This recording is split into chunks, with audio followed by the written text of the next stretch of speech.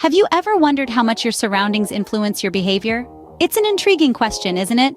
We often underestimate the power our environment wields over us, from the decisions we make to our overall lifestyle. Let's take a moment to delve into this fascinating relationship between our environment and behavior. Picture this. You're in a bustling city, surrounded by towering skyscrapers, honking vehicles, and a sea of people. Now, imagine you're in a tranquil countryside, enveloped by the soothing sounds of chirping birds and rustling leaves. Do you feel the same in both scenarios?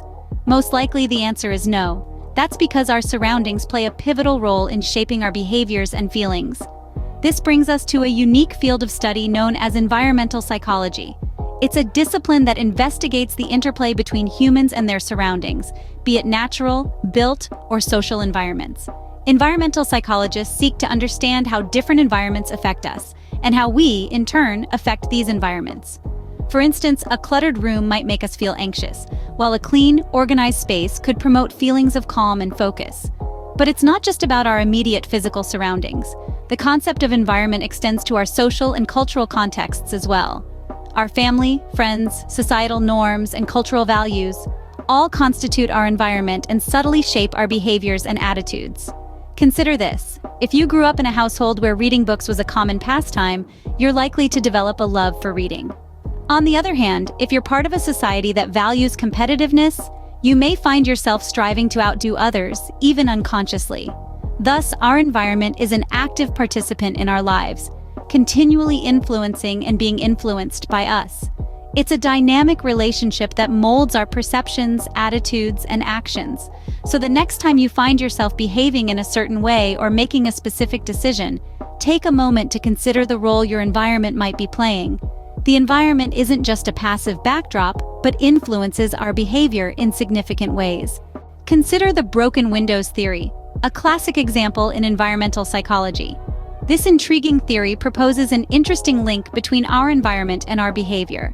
It suggests that our surroundings can significantly influence how we act and behave. So what exactly is the broken windows theory? In essence, it's a criminological theory that states that visible signs of disorder and neglect in a community encourage further and more severe criminal activity. The metaphorical broken window could be anything from actual broken windows, graffiti, litter, or abandoned buildings. These signs of neglect and disarray send a message that the area is not cared for, not monitored, and therefore a safe haven for criminal activity. The theory suggests that by maintaining and monitoring urban environments in a well-ordered condition, we can actually prevent further vandalism and even stop the escalation into more serious crime. It's about creating a sense of communal respect and responsibility, which in turn discourages destructive behavior. Let's take a real-life example where this theory was put into practice: New York City in the 1980s. At that time, the city was struggling with high crime rates and widespread vandalism. In response, the city focused on cleaning up the visible signs of disorder. They removed graffiti from subway cars, repaired broken windows, and cleaned up litter from the streets. The result? Crime rates dropped significantly.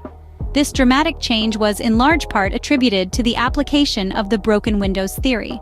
But it's not just about crime prevention. The broken windows theory can also apply to other aspects of our lives. For example, think about your workspace. If it's cluttered and disorganized, you might find it harder to focus and be productive. But if it's clean and orderly, you're likely to be more efficient and focused. This theory illustrates how our behavior can dramatically change based on our environment. It's a powerful reminder of the impact our surroundings can have on us, and how, by shaping our environment, we can influence behavior for the better. Another compelling case study is the infamous Stanford prison experiment.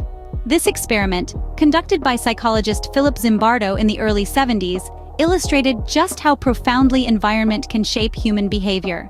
In a nutshell, the Stanford prison experiment involved 24 male students who were randomly assigned roles of either prisoners or guards in a mock prison setup.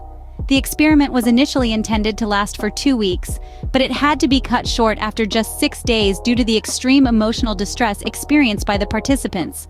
You see, the prisoners began to exhibit signs of severe anxiety and depression, while the guards started to display patterns of sadistic behavior.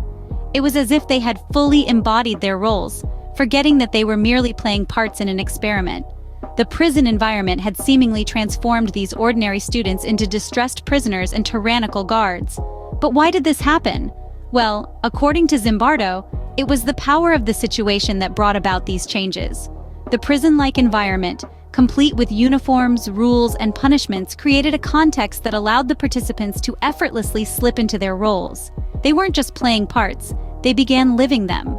This experiment is a powerful reminder that our surroundings can shape our behaviors and perceptions, often in ways we might not anticipate or even understand. The participants were not inherently cruel or submissive. Rather, the environment they were placed in drew out these aspects of their behavior. It's also important to remember that the Stanford prison experiment was a simulated environment. It makes one wonder if such drastic changes could occur in a make-believe setting. How much more influential would a real-life environment be? In conclusion, the Stanford prison experiment offers an unsettling glimpse into how our environments can influence us, pushing us to adapt to roles and expectations that may not inherently align with our personalities or moral compass. It's a stark reminder of the power of context and the importance of being mindful of the environments we create and inhabit. The Stanford prison experiment showed us that even in a simulated environment, our behaviors can drastically change. Knowing this, how can we design environments that foster positive behaviors? A question that leads us into the realm of possibilities, where we can create spaces that not only look appealing, but also influence our actions and interactions in beneficial ways. Let's start with schools. By understanding the relationship between environment and behavior, we can create learning spaces that encourage collaboration and creativity. Take the example of the open classroom concept. This design promotes a flexible and interactive learning environment, where students are no longer confined to their desks, but are free to move, collaborate, and engage in hands-on activities. Studies have shown that this kind of environment can enhance students' engagement and improve their academic performance. Now, let's move to workplaces. A well-designed office can do wonders for employee productivity and satisfaction. Companies like Google and Pixar have long recognized this. They design their offices to be open and collaborative, with recreational spaces for relaxation and creativity. The result? Happier, more engaged employees who are able to think outside the box and come up with innovative solutions. Public spaces are just as important. Parks, libraries, and community centers are places where people come together, interact, and engage in social activities. By designing these spaces to be welcoming and inclusive, we can foster a sense of community and belonging. Take the example of New York's High Line. Once a derelict railway line, the High Line has been transformed into a vibrant public park that offers green spaces, art installations, and community events. It has not only improved the quality of life for local residents, but also revitalized the surrounding neighborhoods. The key takeaway here is that environment matters. It shapes our behaviors, our interactions, and our well-being. By understanding this relationship, we can design better schools, workplaces, and public spaces that enhance our lives and our communities. With thoughtful design, we can create environments that help us become better versions of ourselves. So, what have we learned about the relationship between environment and behavior? We've journeyed through a fascinating exploration of the power of the environment and how it shapes our behavior.